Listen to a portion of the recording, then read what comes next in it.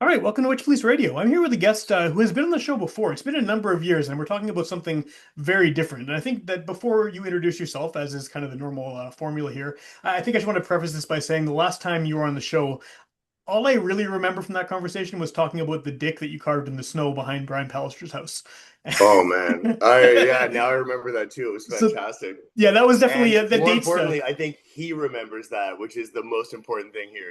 I'm Yeah. sure he does. So that dates the conversation. So this is like the first one in a while that you've been on the Absolutely. podcast. So I think the best way to start this off is if you want to introduce yourself, give a bit of background, I guess, about the project we're going to be talking about today.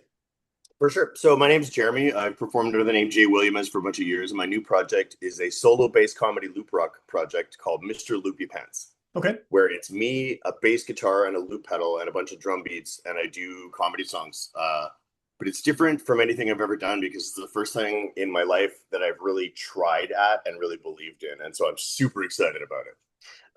It's interesting because I mean, I think people know you outside of Mr. Loopy Pants for doing comedy and music and combining the two. I mean, that's sort of been your thing for a really long time. Absolutely, So, yeah. I mean, stylistically, I assume the loop pedal and all that makes things a little bit different. But are you approaching this like in a different way than you have all of your previous stuff? So this, I like to think of this as what I always would have been doing if I had applied myself. Okay, Uh, it's the same sort of like concept. It's like silly and inappropriate songs that I think are funny, but some people don't. But in this iteration, I've put all of my effort into it, and so I have my loop pedal. His name is Peter. He's my best friend slash loop pedal. To the disappointment of my partner Crystal, I speak to him like he's a real boy, whether she's there or not. She'll come home and I won't hear her come home, and I'll be in the basement talking to Peter, and we're trying to figure out a problem, and I know he's not a real boy, and she knows he's not a real boy. But if you ever talk to him, actually, hold on one second, I'm gonna go get him, and like, sure, please don't tell him he's not a real boy. sure. We'll get him on the show. Yeah.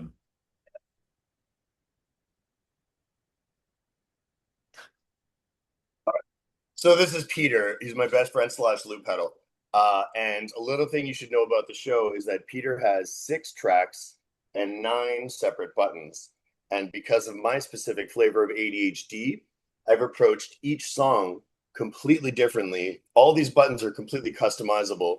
And so for every single one of my songs, none of the buttons do anything similar to any of the other songs. It's the dumbest way to write music. And so it means that I have to rehearse like 12 times longer than I normally would. But because I just don't have the ability to create systems to make my life easier, this is how it ended up, and I'm fine with it. Well, and I guess the reason we're talking about this now too is because at the time we're recording this, the Fringe Festival is coming up. Obviously, the type of thing you do fits pretty well with sort of that whole vibe of what the Fringe Mm-hmm. is about. So, this is, I mean, I know that Mr. Loopy Pants has been a thing prior to the Fringe. Like, how long has this been actually a project? And then how did you decide to make it into a Fringe show? So it's been about a year and a half that I've been doing the project, and only about a year that I've actually been gigging. Okay.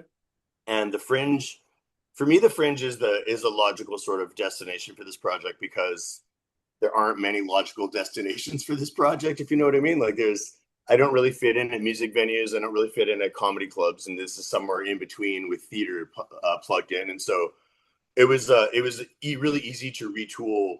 So the Fringe show itself, it's called Mr. Loopy Pants: The Art of Fucking Up. Okay. And what I do is I separate.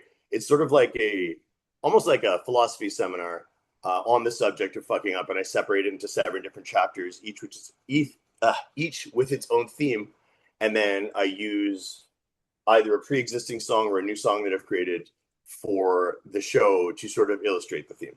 Okay.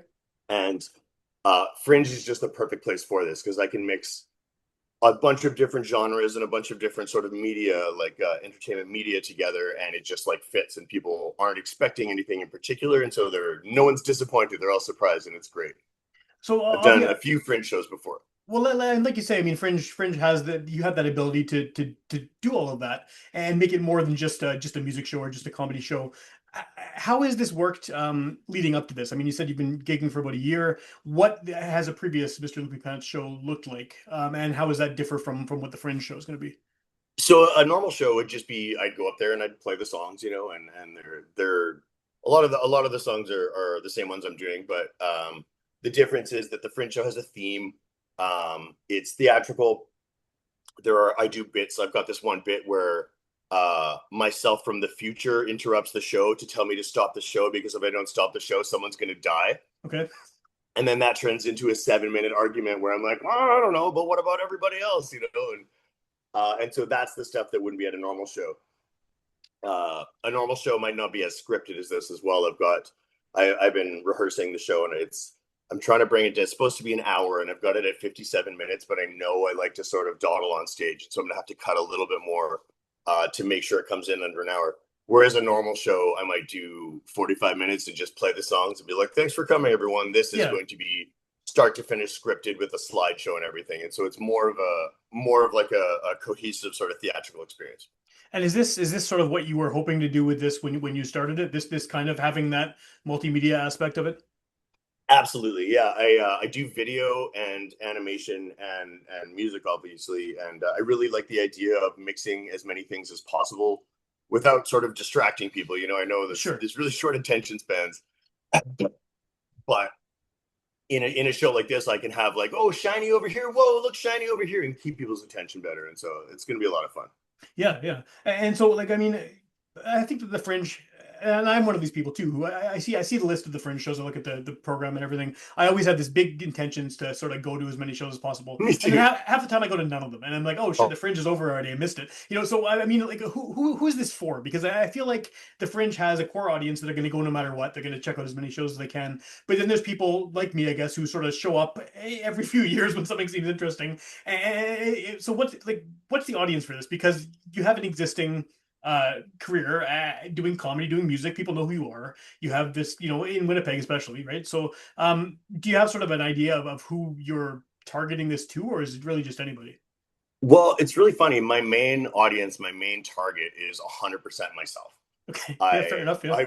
Right now, what I'm doing is exactly the thing I think is the coolest thing for me to be doing with my skill set and my level of art expertise or whatever.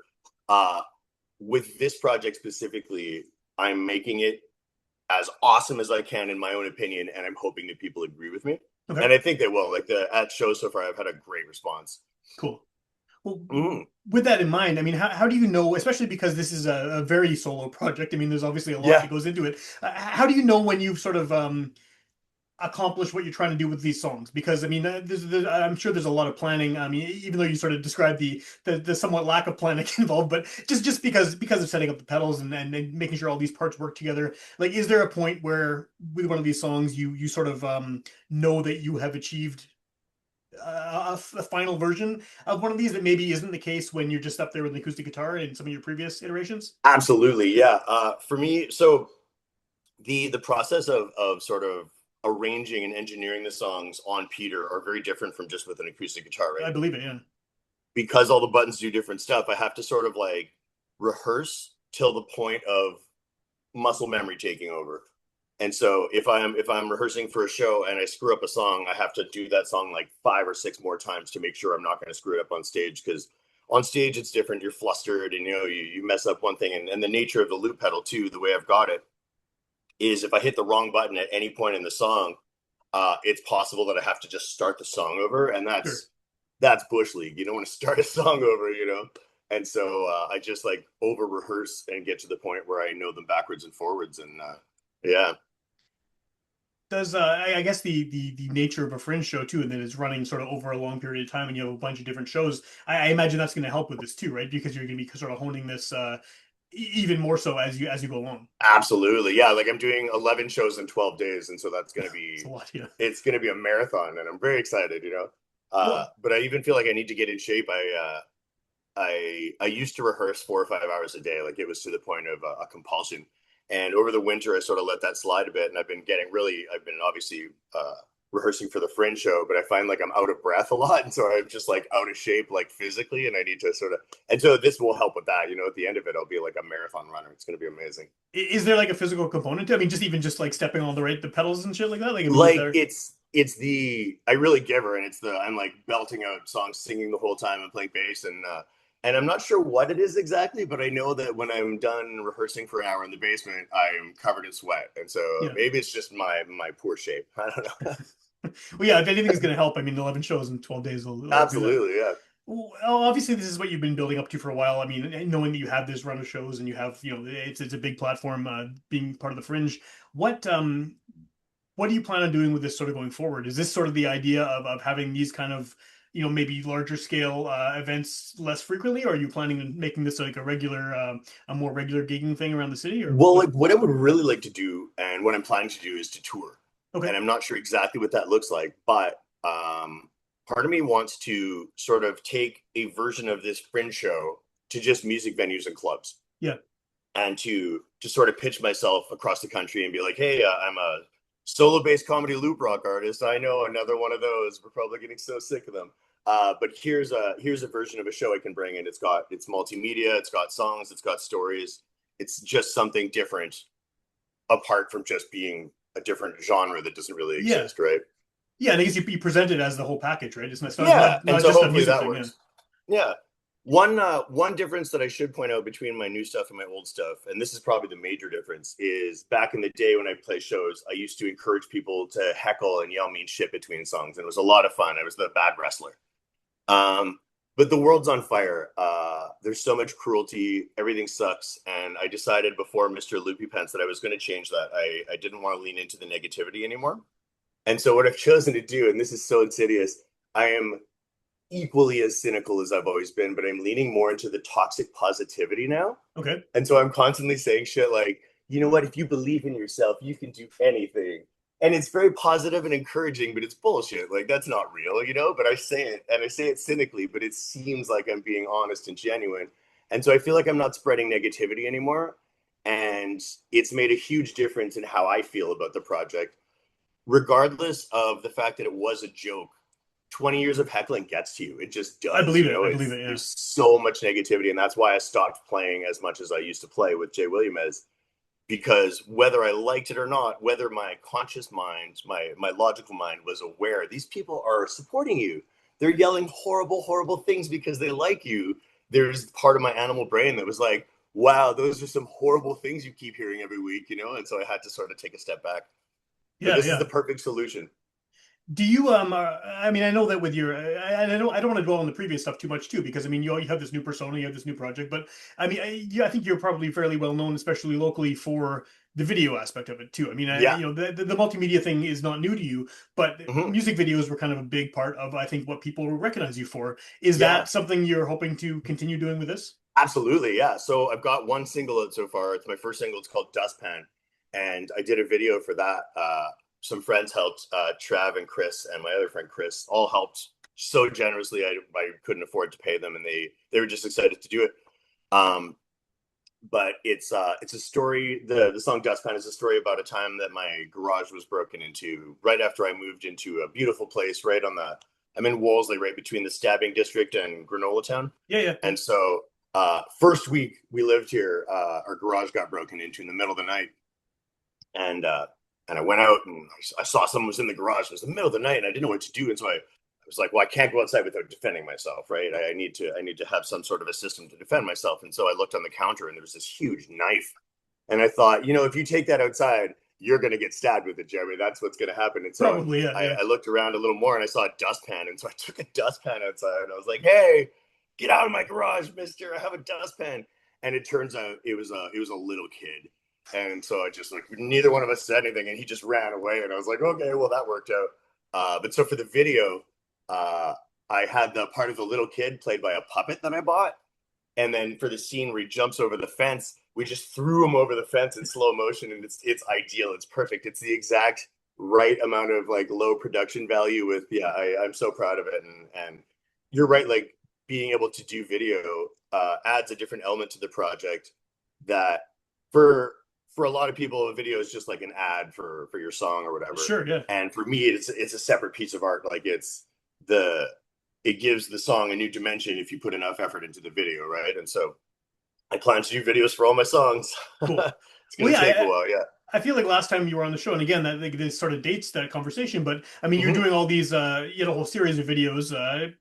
explaining your feelings about Brian Pallister, Absolutely, and I which were think negative feelings. very Yeah, very negative, yeah. still But are. Yeah, yeah, I don't think a lot of people probably feel the same way. But did those songs ever come out as songs, or were those just video releases? those were. I mean, this is embarrassing, but the first song I've ever put on Spotify or any of the evil streaming sites Yeah. was Dustpan recently. I never Okay. put Okay. any of my Williamez stuff, none of the Pallister stuff. I'm very proud of it, but I often forget it exists. Yeah. I have the kind of ADHD that just makes you only know about the things right in front of you. And so when someone like earlier, when you were like, "Oh yeah, the dink and the skating dink," I was like, Yeah. "Oh, that's right, I forgot about those."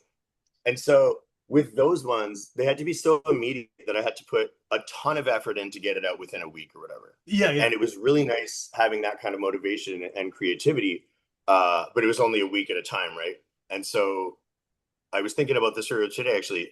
With Mr. Loopy Pants, I have the same motivation and I'm working just as hard, but it's been a year and a half instead of a week. Okay. And so those were a good example of like the kind of effort I can put in, but this is a good example of the kind of effort I can put in like a sustained way. And I can't believe I've done it, but it's yeah. I think it's because there are I keep bringing up ADHD because it's something I definitely have. But I think there are enough different parts of working with the loop pedal, writing and arranging that when I get bored of one, I just move on to the other, and it's awesome. Yeah. Yeah. That's cool. Yeah.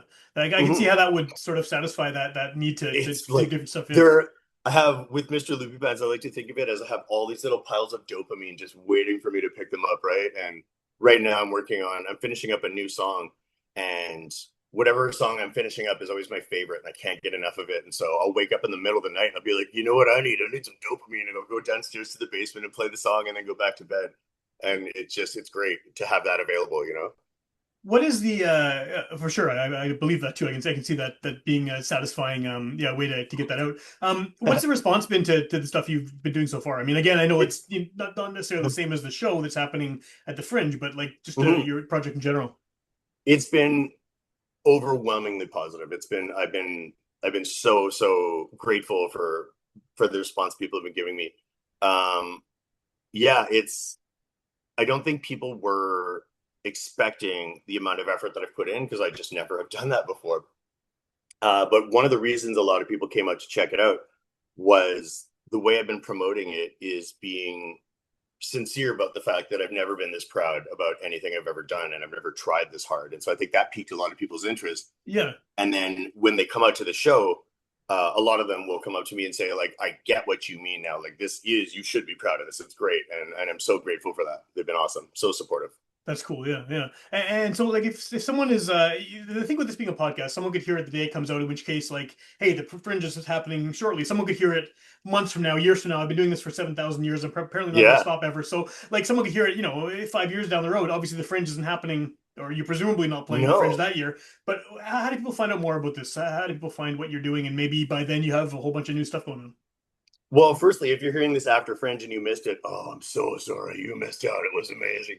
But I'm going to keep doing this like I compulsively. I don't think I'm ever going to stop. And so just look up Mr. Loopy Pants. I hopefully by the time you hear this, I'm working on a 10-song album right now, and hopefully Nice. that'll be out, and you can check out some new videos. But yeah, Mr. Loopy Pants is it's a great name, I think, for what I do because it's silly. It provides sort of an indication of what it is I do, but also that I'm the only Mr. Loopy Pants. I looked it up. There's no other That's good. ones, and so yeah, surprise. There's no other people with this dumb name. Yeah.